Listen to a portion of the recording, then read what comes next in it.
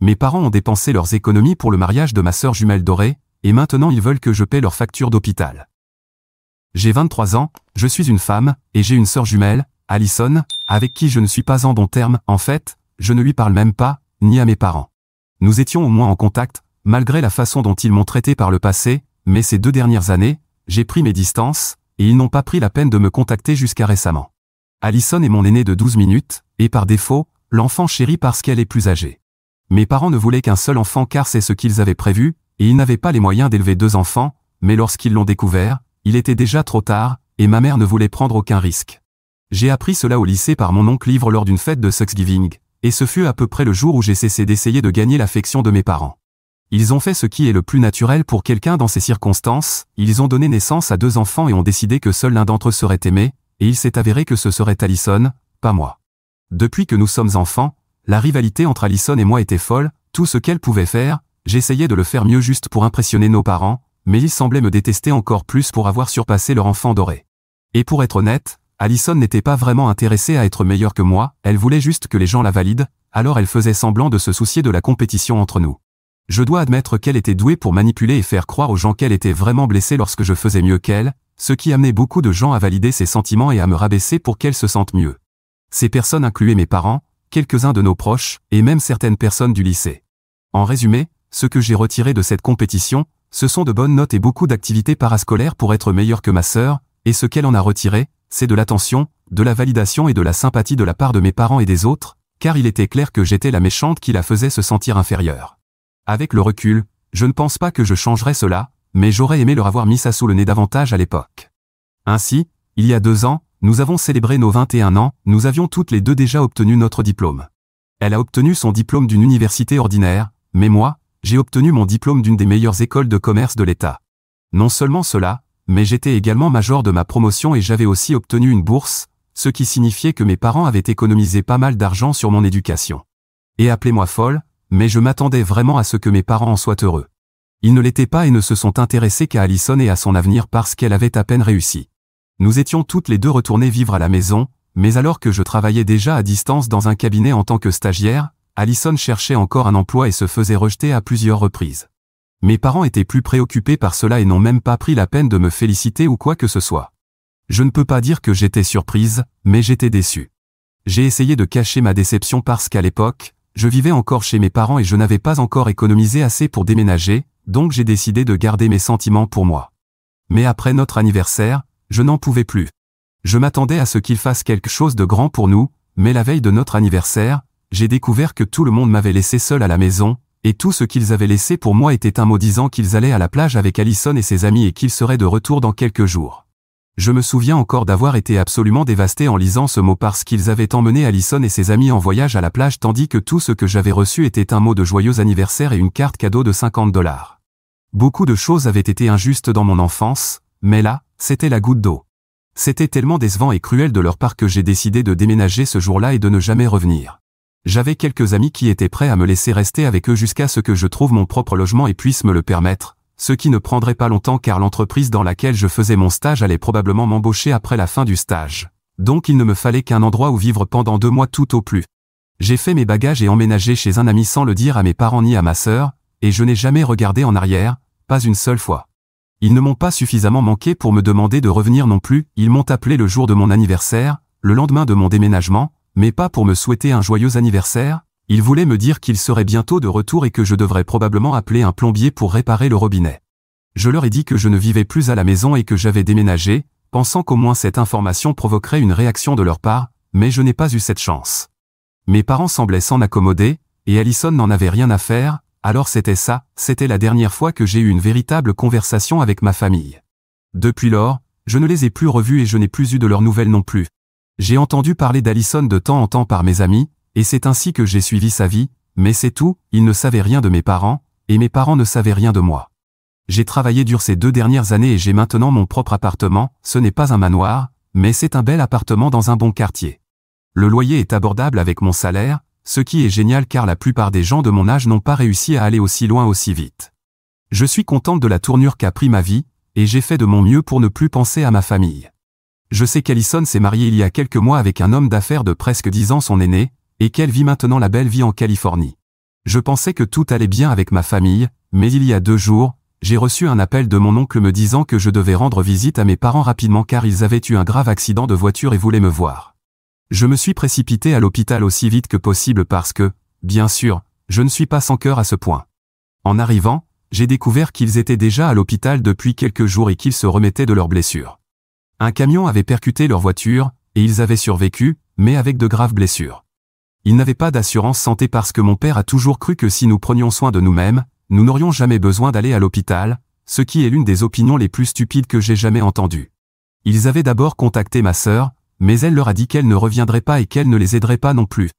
Apparemment, c'était vulgaire de la part de nos parents de demander de l'aide financière à leur riche beau-fils si peu de temps après leur mariage, et elle ne voulait pas apparaître comme une chercheuse d'or aux yeux de son mari.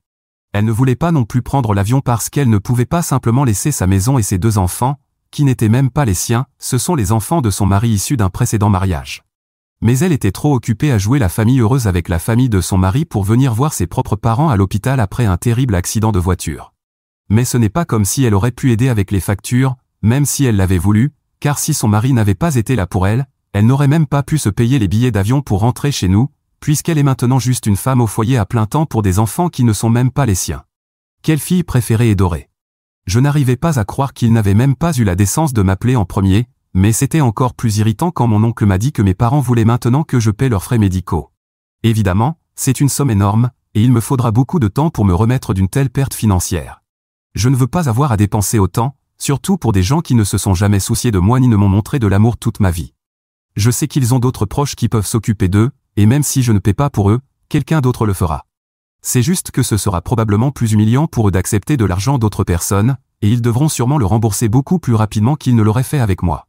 C'est en tout cas ce qu'ils m'ont dit en me demandant de payer les factures et en me promettant même que je serais remboursé très rapidement. Alors, je ne sais pas. Je suis dans une situation difficile en ce moment. Je peux humilier mes parents en refusant de payer leurs factures médicales et prendre soin de moi, ou je peux payer pour eux, perdre mon propre argent et ensuite attendre qu'ils me remboursent cette somme. Pour être tout à fait honnête, je n'ai vraiment pas envie de payer pour eux. Nous ne nous sommes pas parlé depuis 2 ans, et les choses ont été mauvaises entre ma famille et moi depuis aussi longtemps que je me souvienne. Maintenant, ils sont presque comme des étrangers pour moi, donc je ne ressens pas vraiment l'envie de les aider en ce moment. Mais cela signifierait que je ne vaux pas mieux qu'Alison, ce qui serait horrible. Je suis donc partagé sur le fait de ne pas vouloir aider mes parents à payer leurs factures d'hôpital après qu'ils aient eu un très grave accident de voiture. Mise à jour 1. Bonjour, j'ai décidé de ne pas aider mes parents. Ça a été vraiment difficile à faire, mais honnêtement, je savais que leurs factures seraient couvertes, donc ils n'avaient rien à craindre. Ils m'ont demandé seulement parce qu'ils ne voulaient pas demander de l'aide à d'autres membres de la famille et qu'ils étaient trop égoïstes. Je ne leur ai pas encore dit, cependant, parce que comment dire à sa famille qu'on ne va pas aider ses parents à payer leurs factures médicales après un accident aussi terrible? Cela fait presque 5 jours que je les ai vus, et après avoir lu les commentaires, j'ai réalisé que je me battais encore inconsciemment avec Alison. Elle n'a pas aidé nos parents, alors j'ai ressenti le besoin de prouver que j'étais la meilleure fille ou quelque chose comme ça. Je suppose que je ne serai jamais capable de me débarrasser de cet instinct compétitif, peu importe combien j'essaie. C'est juste qui je suis maintenant. La plupart des commentaires disaient qu'il était stupide de la part de mes parents de ne pas avoir d'assurance maladie, et je suis d'accord. C'était vraiment stupide de la part de mon père de déconseiller cela, et si j'avais fait partie de leur vie, j'aurais veillé à ce qu'ils aient une assurance. Il n'avait même pas assuré sa voiture parce qu'il pensait être un si bon conducteur. Ils ont de la chance que l'accident soit la faute du conducteur du camion, car sinon, le coût de la réparation de la voiture serait également sorti de leur poche. En parlant de leur situation financière, ce que beaucoup d'entre vous m'ont demandé pour tirer des conclusions, je dirais que mes parents s'en sortent bien. Ils ne sont ni riches, ni pauvres. Mon père est chef des ventes dans l'entreprise où il travaille, et ma mère travaille dans les ressources humaines dans une plus petite entreprise. Leurs revenus combinés leur suffisent, et puisqu'ils n'ont plus à subvenir à mes besoins ni à ceux d'Alison, je dirais qu'ils s'en sortent. Quand nous grandissions, Alison et moi n'avions pas à nous soucier de l'argent, mais bien sûr, nous ne pouvions pas non plus vivre de manière extravagante. Nous étions de classe moyenne et nous le sommes encore. Mais je ne comprends pas pourquoi mes parents ne pourraient pas payer leurs factures eux-mêmes. S'ils peuvent emprunter de l'argent mais promettre de le rembourser, alors sûrement, ils peuvent payer leurs factures eux-mêmes. Ils ne m'ont pas dit la raison non plus, et je ne pense pas que je pourrais le découvrir après tout cela. Mise à jour 2. J'ai dit à mes parents que je ne paierais pas leurs dépenses. Ils m'ont appelé toute la semaine, et hier, j'ai finalement compris que je ne pouvais pas simplement les ignorer et laisser traîner cela jusqu'à ce qu'ils sortent de l'hôpital. Alors, j'ai répondu à leurs appels, je leur ai dit que j'y avais réfléchi et que je ne ressentais pas le besoin de les aider. Comme prévu, ils l'ont très mal pris et ont été très en colère à ce sujet. Ma mère m'a complètement critiqué et m'a crié dessus aussi fort qu'elle le pouvait avec ses côtes cassées, me traitant d'ingrate et autres choses habituelles. Mon père m'a simplement dit que je n'étais plus sa fille et a raccroché après que ma mère ait terminé de me crier dessus. Cela ne m'a pas fait aussi mal que je le pensais parce que je n'étais plus leur fille depuis longtemps. Je veux dire, je ne me souviens même pas de la dernière fois où je me suis senti aimé par mes parents, et ils n'avaient pas fait l'effort de me parler ou de se soucier de moi depuis 2 ans, juste parce que j'avais déménagé après qu'ils m'aient ignoré lors d'un anniversaire important. Donc, de toute façon, je n'ai jamais vraiment eu de parents. Je vais juste continuer à vivre ma vie comme je l'ai fait ces 2 dernières années et probablement même avant cela. Cela ne fait pas autant de différence pour moi que mes parents le pensaient. Malheureusement, mon oncle m'a appelé après l'appel avec mes parents pour me gronder, mais j'ai raccroché après les premières secondes parce que je n'avais pas besoin de ça de la part des autres aussi. Ils pouvaient penser ce qu'ils voulaient de moi, je m'en fichais à ce stade. Puis, mon oncle m'a envoyé un message pour m'informer qu'ils avaient encore une autre famille à qui demander de l'argent et que, maintenant qu'on en était là, mes parents avaient décidé d'utiliser l'argent du fonds qu'ils avaient mis de côté pour notre mariage. Ils avaient déjà dépensé plus de la moitié du fonds de mariage pour le mariage d'Alison, et le peu d'argent qu'il leur restait après cela a été dépensé lors d'un voyage en Europe, ce qui explique pourquoi ils n'ont presque plus d'économies et ne peuvent pas payer pour eux-mêmes. Voilà donc un mystère résolu. Bien sûr, mon oncle m'a tout dit pour me faire sentir mal, mais tout ce que cela a fait, c'est me soulager de ne pas avoir dépensé mon argent durement gagné pour les factures de mes parents. Ils avaient dépensé leurs économies de manière irresponsable, et ce n'était pas ma faute. Le fait qu'ils n'avaient pas d'assurance à cause de leurs croyances délirantes n'était pas non plus ma faute. Maintenant, ils pouvaient emprunter de l'argent à des proches ou aller en enfer, mais je n'allais rien leur donner. Ils n'avaient plus aucun droit sur ce qui m'appartenait, ni sur mon temps, et surtout pas sur mon argent. Mise à jour 3. Salut, quelque chose de vraiment étrange s'est produit aujourd'hui, et j'ai besoin de me défouler. Je n'ai pas pu parler de ce qui se passe à mes amis parce que la plupart des gens que je connais maintenant ne me connaissent pas depuis longtemps, et je ne pense pas vouloir révéler quoi que ce soit sur mon histoire familiale à ces personnes pour le moment.